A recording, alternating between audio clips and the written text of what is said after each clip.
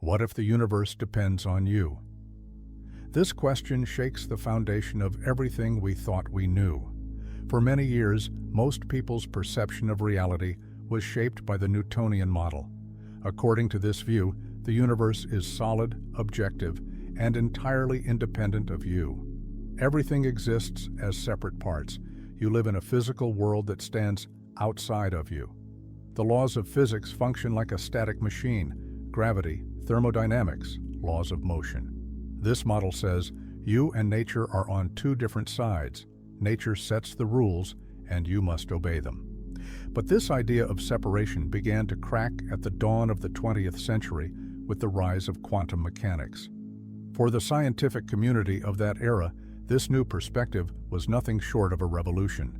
The observer affects the observed system, even alters the outcome. In other words, there might not actually be an external world as separate as we once believed, at least not as independent as we imagined. This approach introduces an idea that has no place in the Newtonian model. The universe may be interacting with your consciousness. We can simply call this the shift from separation to unity. What's even more striking is that what modern physics now calls a discovery has actually existed for centuries in ancient spiritual teachings. From Hermes Trismegistus' saying, "As above, so below," to ancient Egyptian texts and Eastern mysticism, they all whisper the same message. The universe is like a mirror. It reflects back whatever your consciousness projects. Newtonian thinking separates the universe and everything in it with clear boundaries. It's as if nature is a stage, and you're just an actor upon it. The stage operates by its own rules. You simply exist within it. Of course, this was a very useful model for explaining the laws of mechanics. It still applies to planetary motion, gravity, or how machines work. But it reduces the role of consciousness almost to zero. In this view, you may think and feel, but the universe is indifferent to it. And that's exactly where quantum mechanics comes in. Through the famous double-slit experiment, we realized that a particle's behavior, like an electron's, changes depending on how we observe it.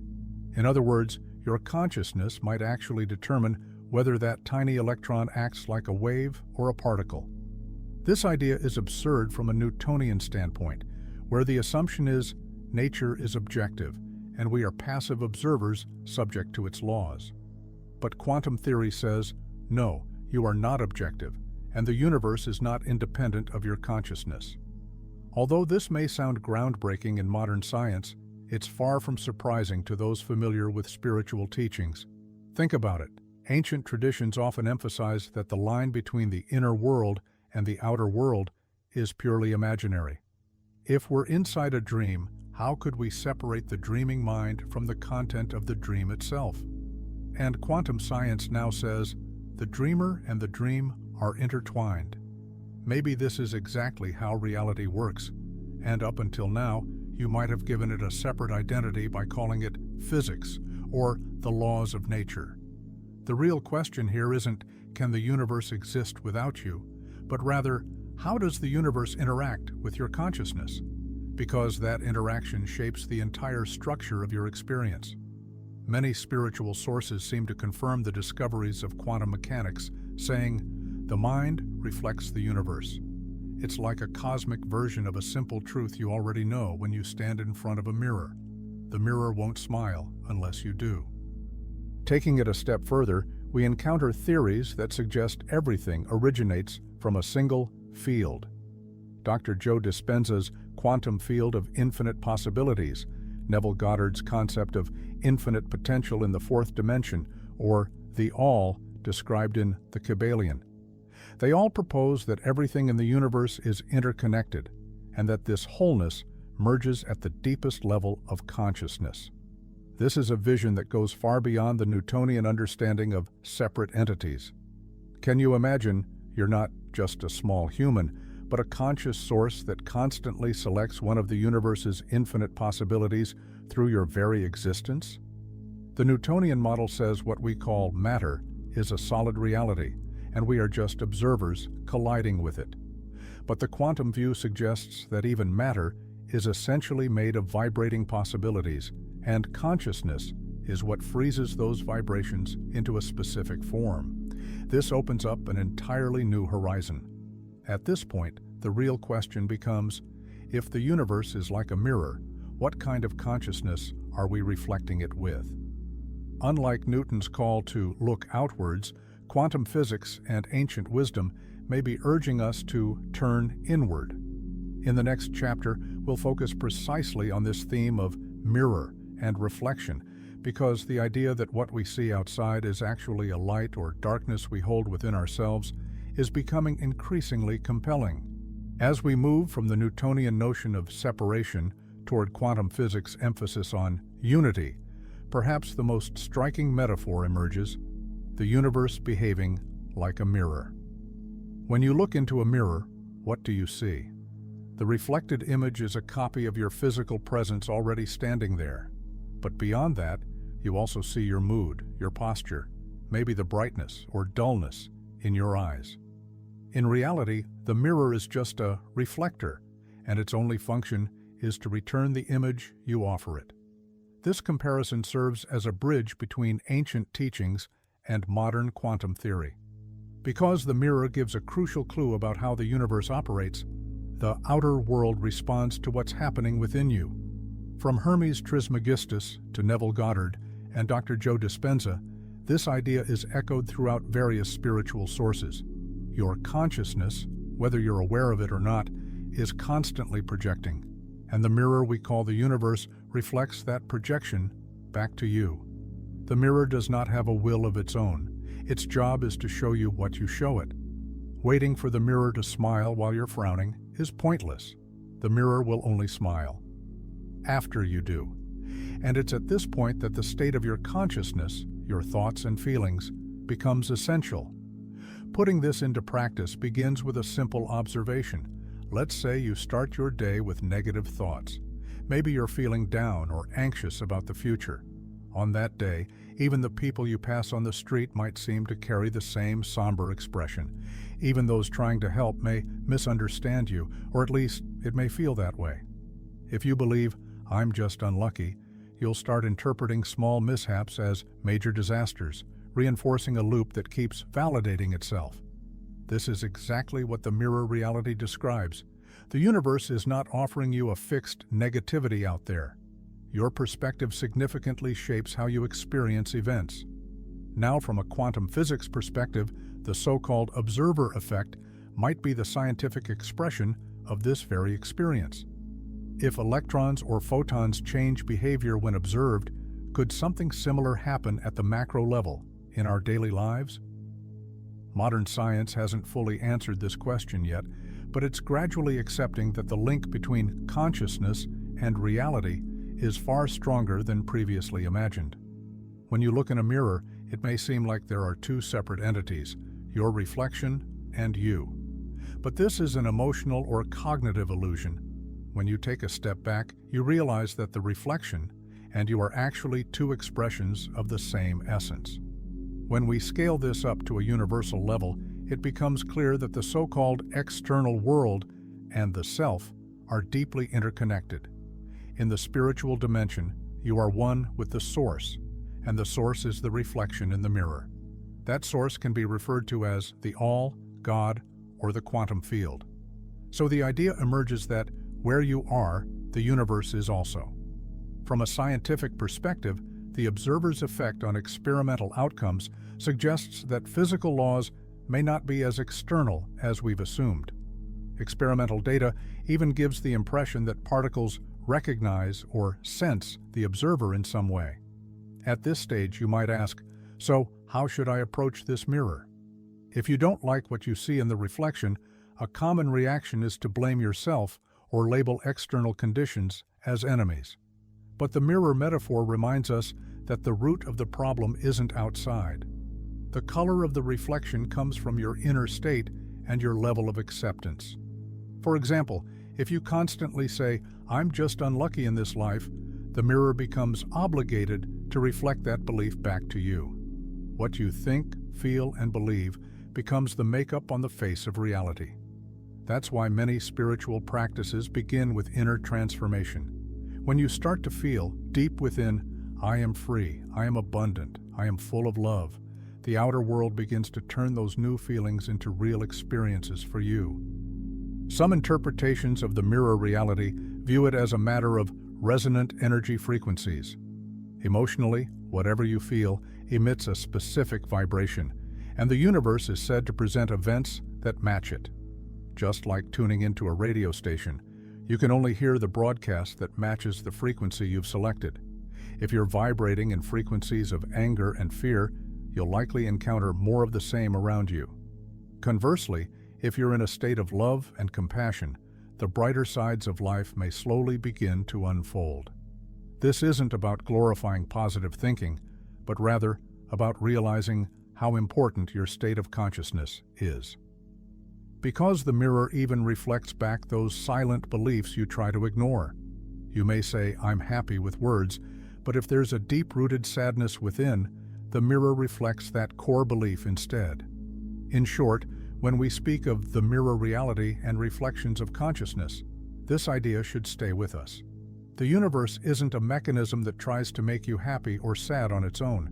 Its role is simply to reflect whatever your consciousness has chosen. This requires a sense of responsibility, because the moment you think, "Life is treating me unfairly," you're forgetting how the mirror works. That's why some teachings say, "The choice is yours," which directly points to the mirror metaphor. Whatever belief you hold deepest, whichever emotion you nurture, whichever identity you assume, life reflects all of that back to you. In a way, the universe is saying, "I'm here according to your free will. I will reflect whatever you wish to become." Now we've seen the foundation of the mirror reality. This perspective reveals that your connection with the external world, once thought to be separate from you, is in fact far more holistic. In other words, when you ask, "Who am I?" the answer may not lie solely within, but also in your outer reflections. All of these reflections form a symphony composed by your consciousness. Next, we will explore the question, how do we change this mirror or create the reality we desire? If consciousness truly lies at the core of the universe and selects from an infinite field of possibilities, then what steps can we take to transform our lives?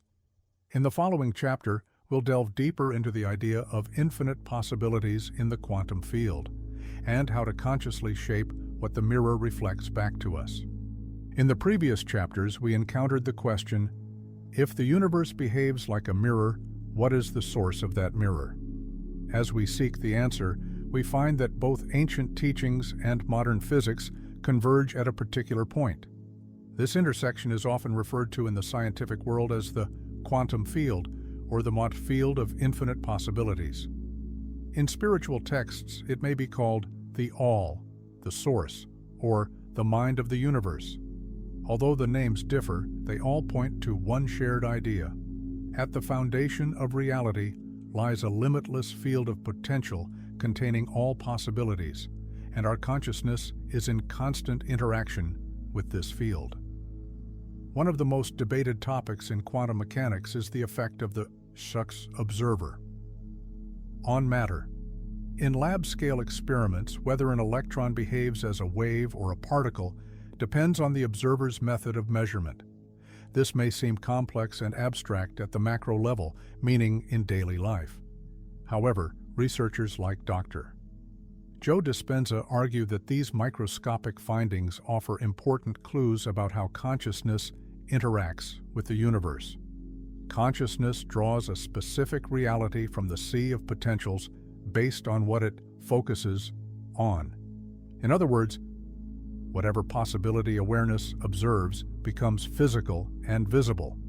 You might wonder, so what does it really mean that possibilities are infinite? In the Newtonian model, the universe is fixed and rigidly defined, so events are nearly deterministic. But in the quantum model, the universe is fundamentally a pool of constantly vibrating, unformed energy, a field of potential. Your thoughts, emotions, and beliefs, your state of consciousness, choose one of those potentials and solidify it. That's why we say the universe is holding up a mirror. Your inner state brings forth a particular variation of external circumstances. Neville Goddard explores this idea through his concept of the fourth dimension. According to him, while we seem trapped in a linear perception of time in our three-dimensional world, the fourth dimension already contains all possible experiences. Our current state is merely a translation of one of those many possibilities in the fourth dimension.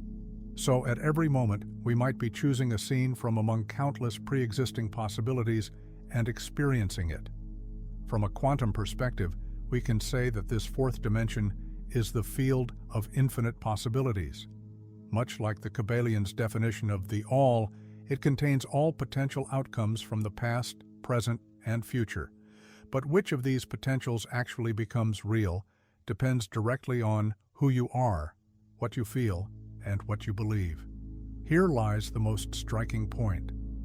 You are constantly making choices, even without realizing it.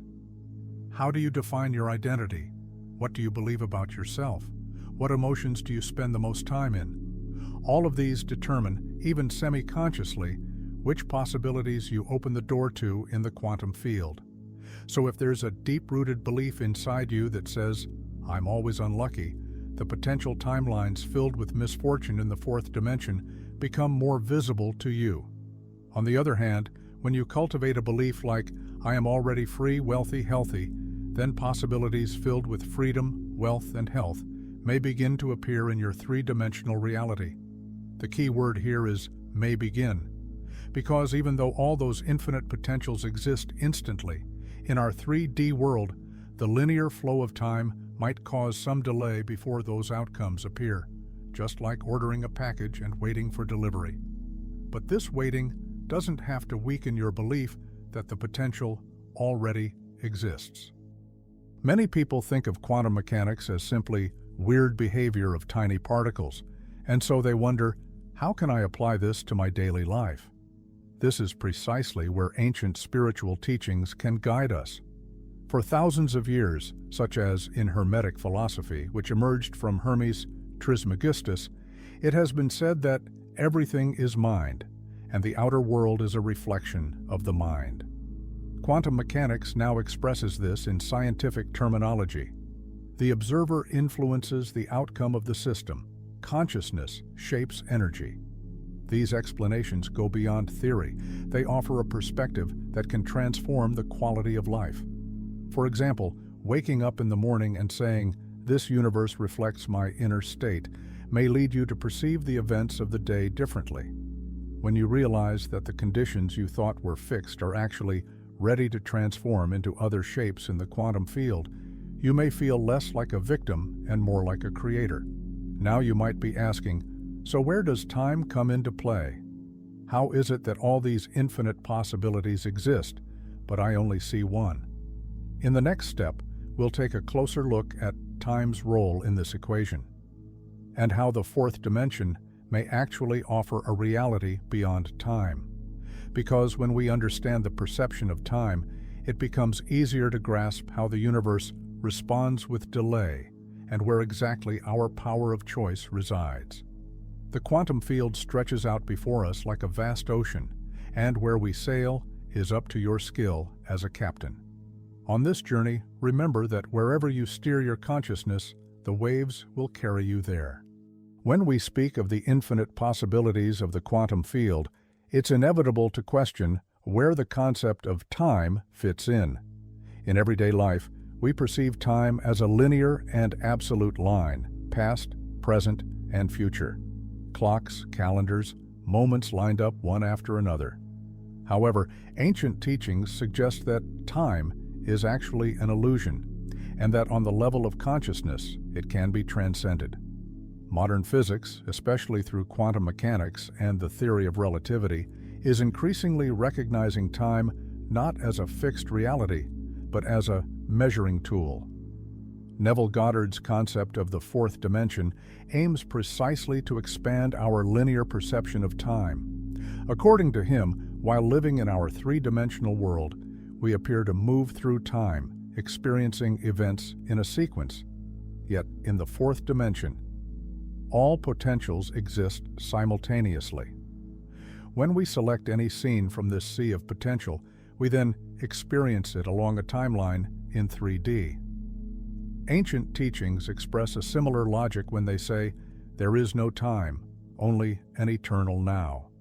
Past, present, and future are classifications we impose. In truth, the essence of the universe contains a reality where everything exists all at once. Whether you call this realm the All, Dr. Joe Dispenza's field of infinite possibilities, or Neville Goddard's fourth dimension, the core message is the same. Time is merely a framework we use to make our three-dimensional experience easier to navigate. Imagine an infinite film reel that contains every possible scene of your life. In one, you're wealthy and healthy. In another, you're struggling. In yet another, you're on an entirely different path. If we think of this reel as the fourth dimension, each frame is actually a timeless snapshot. We, as three-dimensional beings, perceive these frames as if we're watching them one by one. This gives rise to the illusion that time is passing. Yet in the reel itself, all frames exist simultaneously. The ones from the past and those yet to come are all on the same strip. So what we call the future might simply be a frame already in place. Through your consciousness, your vibration, beliefs, emotions, and intentions, you pull the frame you wish to view. While events may appear to unfold sequentially from an external viewpoint, from the perspective of the fourth dimension, no scene is truly future. Everything exists simultaneously. The phrase, living beyond time, does not mean abandoning everyday routines and escaping into some abstract realm. On the contrary, it's about not seeing time as a limitation to your inner power. Most people think, this happened in my past, so my future must unfold a certain way. The perception of time can make one feel confined by the past and uncertain about the future. However, both ancient teachings and quantum theory suggest that if you transform this limiting belief about time, both your past and future scenarios can change. If the mind still holds strong emotional charge around past events, then according to quantum and spiritual teachings, that past continues to influence you as an active potential. When you make peace with that memory and transform its emotional charge, the effect of that scene in your life begins to shift. Living beyond time means embracing the idea that the future is just a selection from a bundle of possibilities. When you begin to feel like a new version of yourself, the future you select will reflect that new version. Any mental delay in linear time might simply be a byproduct of the rules of 3D reality. This is why spiritual practices emphasize returning to the present or staying in the now. Because when your perception of time floods your mind with worries about the past or future, your energy becomes scattered. From a quantum perspective, you're splitting your energy across multiple potential timelines. But when you truly anchor into the now, you focus your entire potential into one single point, and that's when your creative power becomes strongest. This is a kind of timelessness experience. You feel so mentally and spiritually focused and centered that worries, fears, and hopes about past or future begin to fade. Whatever your consciousness illuminates shines in that moment, and the outer world starts to organize itself according to your inner state. Living beyond time also transforms traditional beliefs about destiny. Many teachings no longer view destiny as a fixed line or a pre-written plan. Instead, they propose that everything exists at once, and based on your level of consciousness, you shift between scenarios. In this view, destiny is simply the path created by the scenes you choose from among all possibilities. Neville Goddard's teaching of persist in the assumption reflects this idea. Whichever version of yourself you consistently embody, you begin to flow into that story, regardless of time. In a way, you invite an already existing potential, a frame in the fourth dimension, into your three-dimensional experience, gradually and deliberately. Of course, this doesn't mean we should pretend time doesn't exist at all. We all live in 3D. We go to appointments, manage work, make plans. Living beyond time isn't about rejecting the physical dimension, but rather about internalizing that time is just a tool. You can still use clocks and calendars to organize your life, while also holding the deep knowledge that Everything can transform the moment I choose it to. It means recognizing the absolute power of the present moment and freeing yourself from the illusion of being chained by past or future. To summarize, the approach of living beyond time transforms linear time from a limiting chain into a helpful framework that supports the flow of experience. Shifts in your thoughts, feelings, and beliefs can bring new scenes, already existing in the fourth dimension, into your three-dimensional reality. This process begins when you redefine your identity. Saying, "I used to be this way, so my future must continue like this," is falling for the illusion of the timeline. But when you say, "All possibilities exist within me, and I now choose a new way of being," you begin to write a new destiny beyond time. So far, the core message across these 4 chapters is that your consciousness plays a far more powerful creative role than it appears. The infinite potentials of the quantum field, the mirror-like nature of the universe, and the idea that time is not a fixed truth all point to the same thing. You are constantly choosing your experience, whether you're aware of it or not. And in making those choices, understanding that you can free yourself from the influence of time may open the door to one of your deepest transformations. We've explored time, infinite possibilities, and how the universe acts like a mirror interacting with our consciousness. But at its core, have you ever wondered why the Source or the All experiences any of this at all? Both ancient teachings and modern spiritual interpretations revolve around a common idea. The universe sees through your eyes and feels through your heart. Sometimes this is expressed as "God is within you" or "the Source expands through you." What these phrases truly point to is this: the universe's capacity to experience itself is an integrated process with you. What many spiritual texts call the All is also referred to as God, Source, or Divine Mind. Ancient writings emphasize a striking principle. The All is present in every level of existence, yet imposes itself on none. This highlights your space for free will. In other words, while the universe needs your consciousness to generate experience, it never fully takes over. If you didn't have free will, your experiences would cease to be genuine. They'd become pre-written scripts. But the universe desires constant self-discovery, a continuous unfolding of new variations. This perspective also sheds light on the question, why does the universe allow painful experiences? In truth, the universe doesn't categorize things as good or bad. It grants the freedom to experience everything as it is. Whatever vibration your consciousness holds, the universe creates space for that vibration to be experienced. Sometimes this includes painful or unfortunate stories.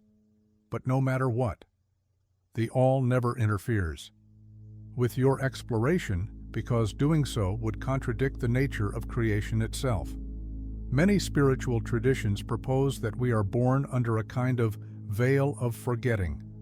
We forget that we are one with the Source, so we can live as a seemingly separate individual and have a real experience.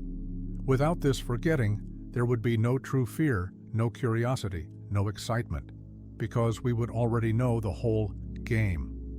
The very existence of fear, for instance, is triggered by forgetting that it was ever optional. From this perspective, every high and low in life becomes part of a color palette through which the universe experiences emotions via you. From pain to joy, from fear to love, every emotion and thought becomes the self-discovery of the All in form. Fear reveals the shadow aspects of the Source, creating the potential to experience courage. Love mirrors the Source's highest frequency, an awareness of its own compassion, anger, despair, joy, gratitude. All serve as paintbrushes on the universe's spiritual canvas. One of the most striking ideas here is this: your personal journey is actually the Source's expansion. As you grow and reach new levels of awareness, the universe also expands through your discoveries. This isn't expansion in a quantitative sense, but in the diversity of experiences. Imagine if everyone lived the same life, the universe's range of experience would be painfully limited. Instead, billions of people are currently creating billions of unique experiences through billions of unique states of consciousness. Every emotion felt, every decision made, and every transformation lived is a response to the question, what else can I experience? Seen this way, asking, why doesn't the universe help me? Why aren't my desires manifesting immediately? Might mean missing the nature of the game. Help or intervention would compromise your free will, and every moment you live as an individual is a key to the all experiencing itself in a new way. To interfere or overly guide your experience would be to limit the universe's own diversity. This freedom also brings great responsibility. Once you realize, my experience contributes to the experience of the whole, you begin to notice how your choices echo throughout existence. A state of suffering transmits the vibration of pain into the field. A state filled with love and compassion does the opposite. Understanding this has ethical implications and opens the door to what we call collective consciousness. You're not just living for yourself, but for all the other reflections of the same source.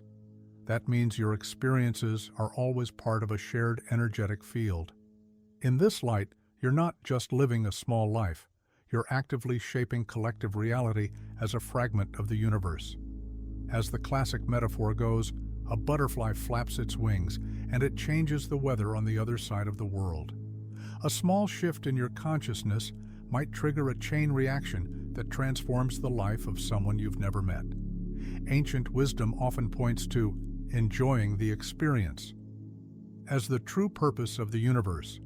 What we call authentic living is not about achievements or failures, but about deeply feeling each moment. You participate as both the actor and the author in the flow. While one part of you keeps asking, who am I? Another part might whisper, I am the universe, and I want to experience myself in my purest, most childlike form. This approach replaces the burden of seriousness with a sense of wonder and play. Why are children generally happier? Because when they play, they're immersed in the joy of the moment. They don't worry about the future or dwell on the past. To them, the world is an endless adventure, and every day brings new opportunities for discovery. In many ways, the universe's experience through you mirrors this same innocent curiosity. What will I learn through this? What new feeling will I taste? As if the universe is asking itself.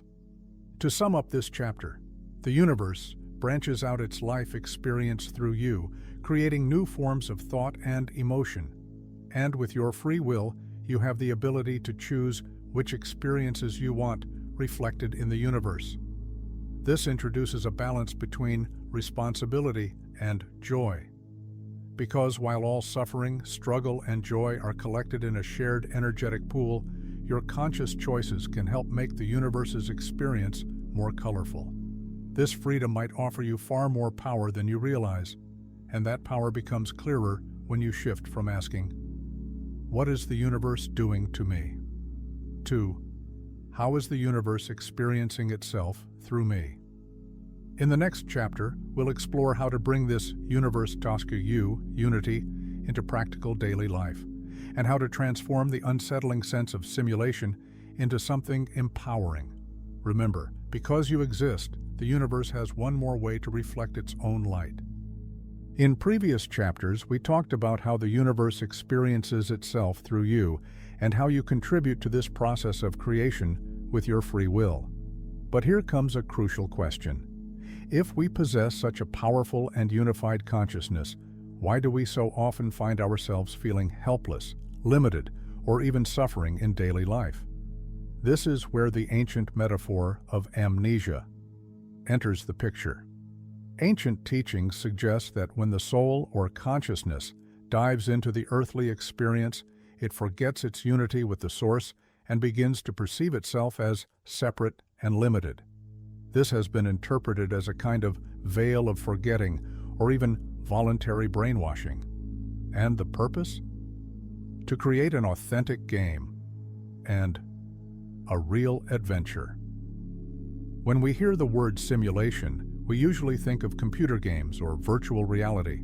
Just as game characters live out their own stories in environments built on specific rules, some spiritual perspectives suggest that this world might be a simulation, not just in terms of highly advanced software, but as an intricate dream world formed by consciousness itself. From this view, the outer world we call physical reality is actually a stage coded by infinite consciousness. Like a video game, the laws of physics have been programmed, and we play as avatars within that framework. But unless we remember our true identity, we can get lost in the game, feeling like we're being controlled by an external force. So why do we forget ourselves? According to ancient wisdom, the universe can only experience itself authentically, if the storyline is believable. If we constantly knew that everything was an illusion, experiences like fear, anxiety, or pain wouldn't feel real. But the magic of the adventure lies in uncertainty and surprise. If nothing that happened felt dangerous or painful, the emotional richness of the game would vanish. Will you be brave, or will you give up? Will you take the risk? Your answers to these questions create your story. If you thought, "I'm eternal anyway, even if I get hurt, it's not real," your choices would lose meaning. That's why amnesia is part of the soul's human costume. Within that costume, feeling limited allows us to deeply experience the dramatic power of life. From a higher perspective, it might seem strange. Who would choose fear, pain, or hardship? But look, when you pick up a real adventure book, would it excite you if all the characters lived in a world where everything ran smoothly? Probably not. Your soul, too, might be seeking that kind of thrilling journey full of transformation and discovery. This simulation metaphor raises a question. So what are all these physical laws, social structures, and bodily limits for? The answer is simple: the playing field and divine humor. The more consistent the rules of a game are, the more realistic it feels. Gravity, time, bodily needs, these are constants that make the game immersive. Some ancient texts even speak of God's divine humor. Infinite consciousness watches the stories of avatars bound by these rules and smiles at its own infinity. There's a contrast here between play and seriousness. Yet for us inside the game, it doesn't feel so simple. These seemingly restrictive rules often lead to deeper awakenings. The deeper the forgetting, the more profound the return to truth can be. Have you ever had a moment in a dream when you realized, "I'm dreaming"? In that instant, you're both inside the dream and aware that it's a dream. This is called lucid dreaming, and it can totally shift the experience. Similar awakening moments can happen in real life too. When you remember who you are and how this game works, you begin to access a level of consciousness that pierces through the veil of amnesia. But this doesn't mean you must exit the game entirely. Just as you can enjoy a lucid dream, you can also stay in the flow of daily life while enjoying your physical and emotional experiences. The difference is, you'll be less likely to fall into thoughts like, "Everything's against me," or "I'm a victim of fate." Deep down, you'll sense the truth. This is a simulation, and I am something far greater. To understand why the veil of amnesia is necessary, let's look at intense experiences like fear and pain. If you were constantly aware that this is just a game, perhaps you would never truly feel fear or understand the depth of physical pain. These feelings are catalysts that increase your capacity for growth. Sometimes, moving through pain awakens you to a new potential or a deeper understanding. That's why even experiences we see as negative have meaningful roles within the larger game. Ancient teachings often say, "Life is a school, you came here to learn." If every test, project, and challenge at school were guaranteed, school would lose its meaning. It's the same in the simulation. Risk, uncertainty, and even failure are natural parts of the story. Just like the most thrilling parts of a movie or game are when the characters face the unknown. Is transformation always fun? Of course not. But its reward is a spiritual rediscovery of who you are, transcending yourself and, perhaps, feeling a deeper sense of co-creation with other players in the game. Can we overcome or at least soften this amnesia?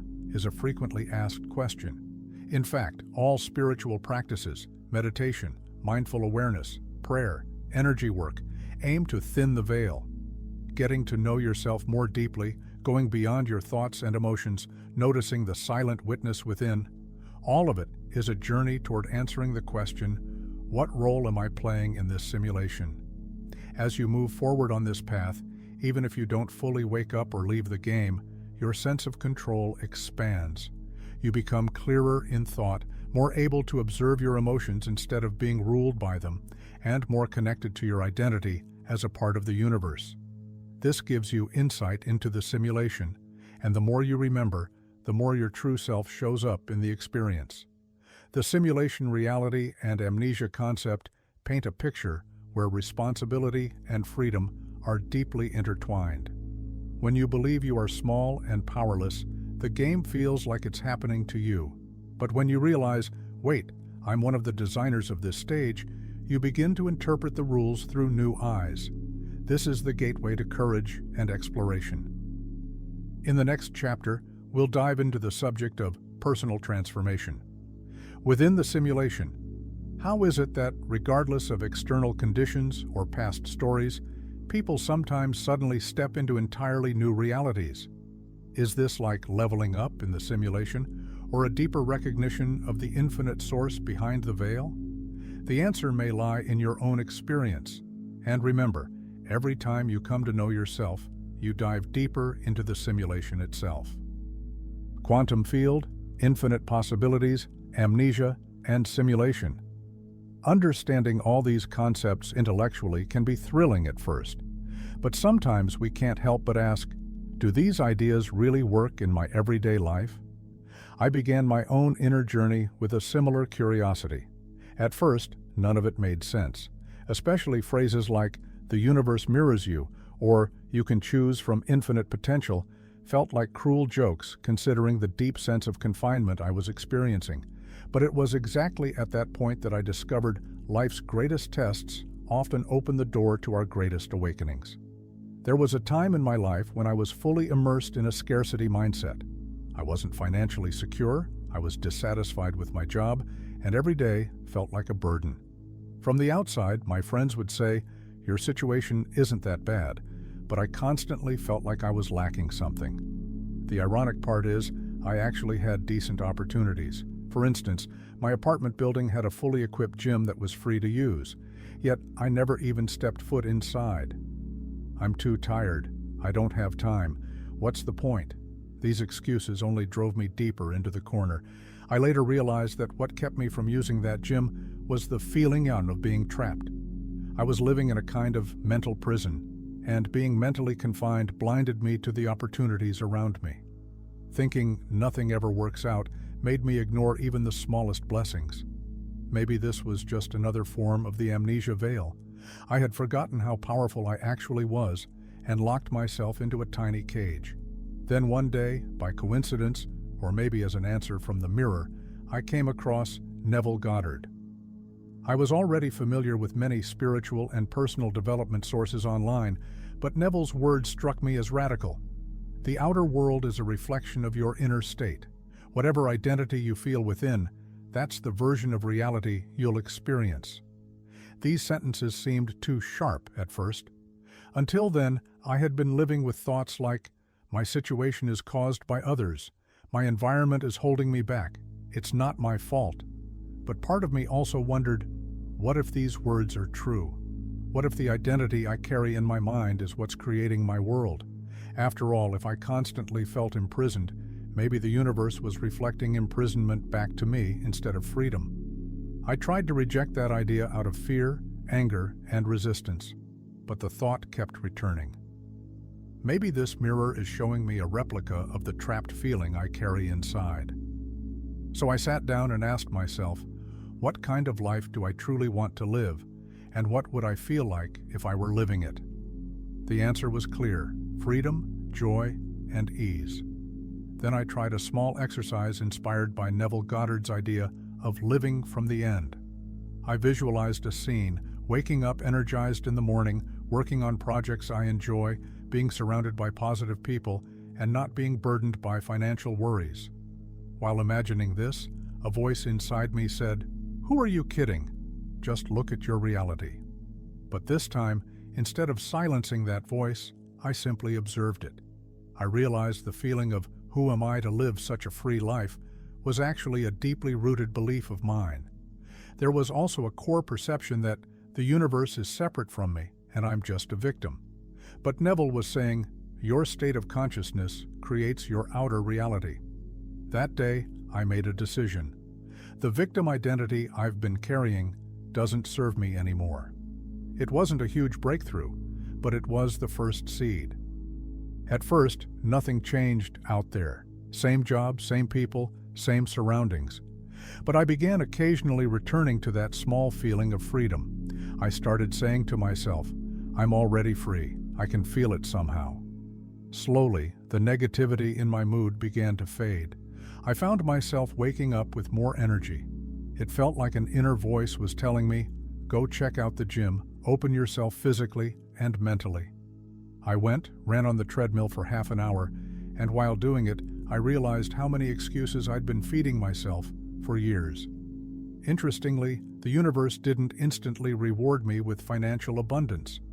But because my feelings changed, so did my perception of the same monotonous reality.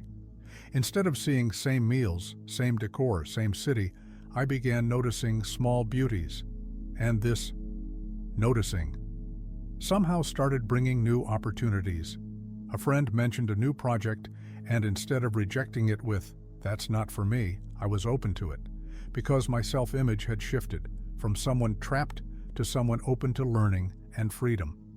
I noticed that the outer conditions hadn't actually changed for a long time, but since Ebach had changed, my perception of them changed too. I internalized the core idea of the book, Acres of Diamonds.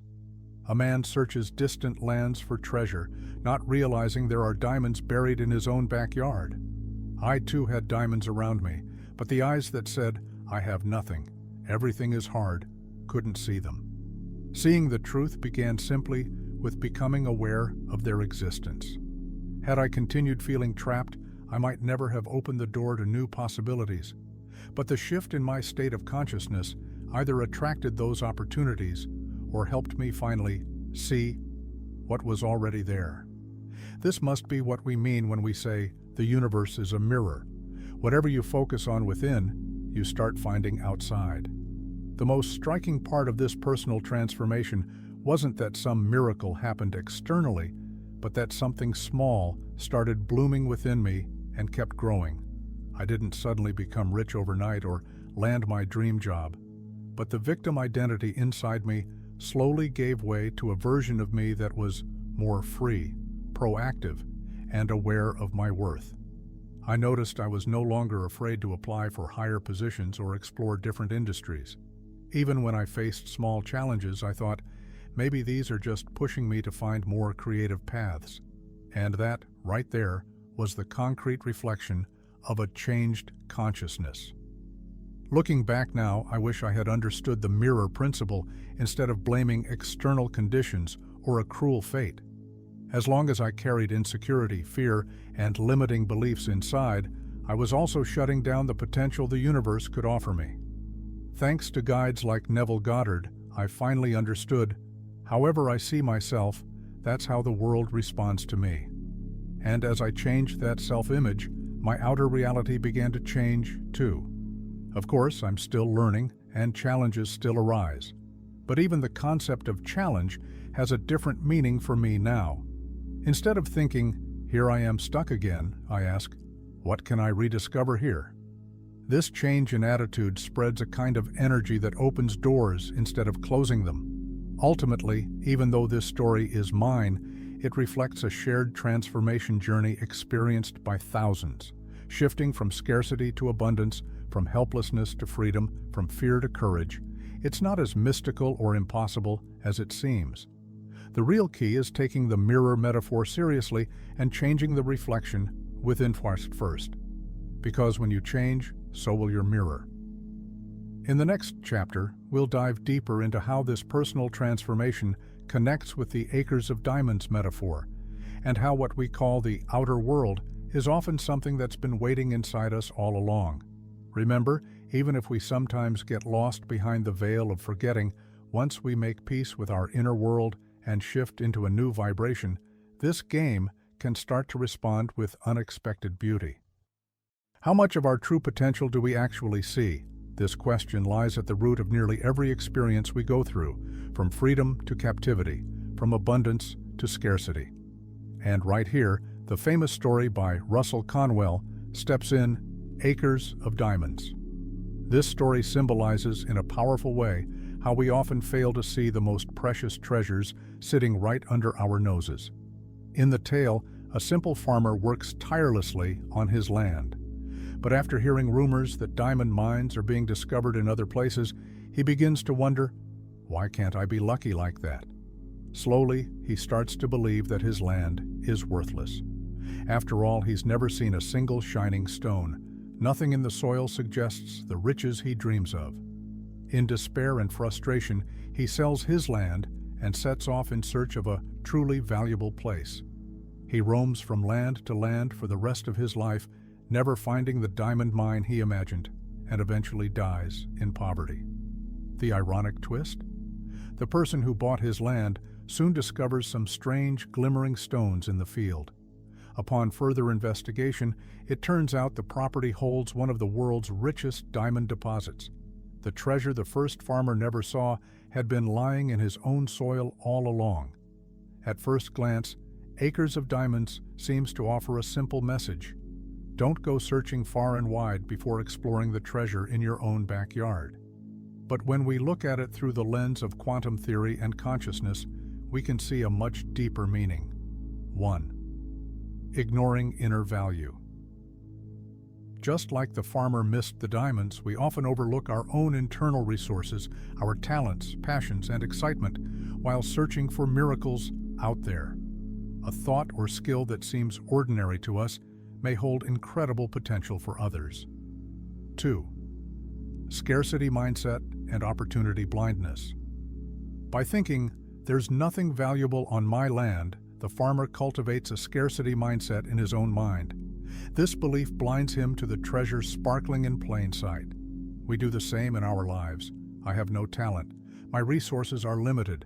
My circumstances are against me. But if we could see the diamond within, new possibilities might begin to reveal themselves. 3. Awareness must replace the search. The most tragic part of the story is that in chasing the dream of a better future, the farmer turns his back on exactly what he was searching for. It's a mistake we often make in daily life. While always looking for something more special, more valuable, more unique, we overlook the richness already around us. We focus on minor flaws and miss the orchard of opportunity right in front of us. Ancient teachings and the quantum perspective both tell us all possibilities already exist, here and now. Just like the diamonds were already buried in the farmer's land, your experience of abundance, freedom, or any desired reality already exists within you at the potential level. Making it visible or real comes down to awareness. If you're stuck in scarcity consciousness, your eyes won't recognize the diamonds in front of you. Just as the farmer saw the shining stones but dismissed them as worthless rocks, we often overlook golden opportunities. But when you shift into abundance or freedom consciousness, those hidden diamonds suddenly begin to glow. It's not that they weren't there before, it's just that your awareness has finally become capable of recognizing, attracting, and appreciating them. The personal transformation story we discussed in the previous chapter is a direct embodiment of the acres of diamonds metaphor. When we wrestle with feelings of confinement and wonder, what am I missing? The answer often lies right at the center of our chest. Skipping the gym, ignoring our hidden talents, doubting our own worth, these can all be ways we cover up our inner gems. For instance, discovering the teachings of Neville Goddard could itself be considered the finding of a diamond. Ideas we may have once dismissed as silly or unrealistic may turn out to be the very seeds of transformation we were waiting for. Often the true diamond is not material wealth, but rather an insight that liberates our mindset. Instead of rushing off to find happiness, luck, or opportunity elsewhere, maybe it's wiser to ask ourselves, is there hidden excitement behind the boring parts of my current routine? Could something I always complain about be inviting me onto a new path? In areas where I believe I have no talent, might there be untapped potential if I approached it with love? Just like the farmer who couldn't recognize the diamonds before his eyes, we too might be overlooking incredible opportunities in what we've labeled as ordinary. Sometimes, simply changing our perspective is all it takes to unlock an entirely new world. Acres of Diamonds offers a bold warning to those who forget their inner wealth while staring at the outside world. Don't lose yourself chasing treasures elsewhere. First, look to your own heart, your gifts, and the opportunities around you. This aligns perfectly with both the infinite potential of the quantum field and the idea that the universe is one with you. Because quantum physics also says all possibilities are everywhere. It's your consciousness that chooses. When you shift your awareness to "I am valuable" and something valuable might be here, the treasure you seek might show up right in front of you. With this chapter, we now understand how the acres of diamonds metaphor shines a light on the hidden potential within us. In our next and final step, we'll explore how to crown this realization through the trinity of mirror, consciousness, and you. Because truly, you are already standing in front of the mirror, and once you acknowledge the value of your identity and the gems within, the universe may be ready to flood you with opportunities. Remember, while you're looking outward, don't overlook your own field. The diamond you've been searching for may already be in your hands. It's just that your eyes aren't used to seeing it. And the only one who can change that perspective is you. So now, let's move together toward the final turn, where we'll see how everything comes together as one.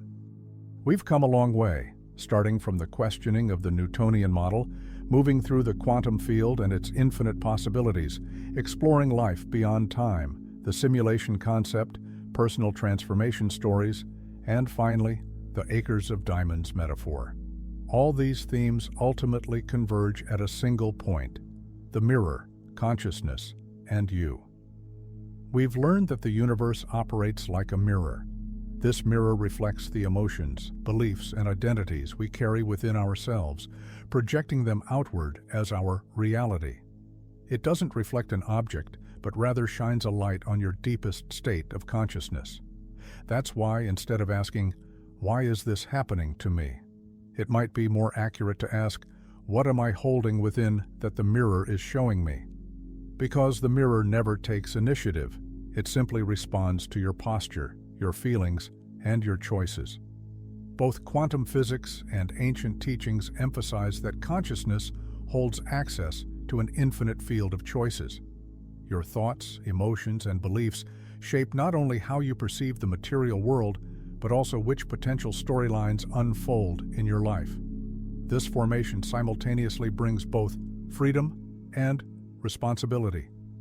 Because when your identity shifts, the way the external world perceives and interacts with you can change as well. The question, "Who am I?" finds tangible echoes in your reality. The assumptions in your mind begin to manifest as concrete examples in the world around you. As such, it becomes possible to have entirely different experiences under the very same circumstances. Ancient teachings often repeat this theme. You are not separate from the universe.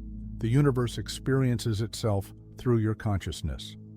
This idea becomes even clearer through the metaphor of simulation. The real you might be far beyond the character you play in this world, part of a free and boundless source, but through the veil of amnesia, you forget everything and dive into an authentic adventure dressed in a human costume. This costume may bring challenges, yet it opens the door to a journey that expands your soul and allows you to taste life in all its colors. As we saw in the acres of diamonds metaphor, the treasure often lies right in the field beneath our feet. Instead of frantically chasing opportunities outside, we discovered that the first step is to open the doors within. This begins with looking at your identity from a different perspective, questioning the patterns you've always accepted with thoughts like, "That's just how I am." Remember, the mirror doesn't add or subtract anything. It only reflects what is already there. If you're unhappy with the reflection, stop trying to fix the mirror and begin tending to yourself. At this final point, it's helpful to repeat a simple yet powerful truth. 1. Who you believe yourself to be is who the world reflects back to you. 2. Time is merely a three-dimensional illusion. Every possibility already exists in the fourth dimension. 3. Amnesia makes the experience feel real, giving you the chance to overcome challenges, face fears, and show courage. 4. Every new awareness expands how the universe gets to experience itself. So instead of asking, "What is the universe doing to me?" ask, "What state of consciousness am I embodying in this universe?" This question might just hold the key to your entire transformation, and that key is always in your hands. Take another look into the mirror of your life today. What you see reflected there might be the echo of the state of consciousness you've chosen. Remember, the universe isn't watching you like some external force. It is merely a mirror affirming whatever resides in your own awareness. The next step is to ask yourself, "Who do I want to become?" And feel that answer in your heart. Because when your answer shifts, the world you see in the mirror will begin to shift as well. Believe in yourself, embrace your inner power, and remember, everything you desire already exists in the fourth dimension. Start reflecting that truth now. Then, the mirror will respond with a version of infinity you've never seen before. Now hold up a mirror and smile. Because true transformation begins in that magical gaze, one that's just waiting for your smile to awaken it.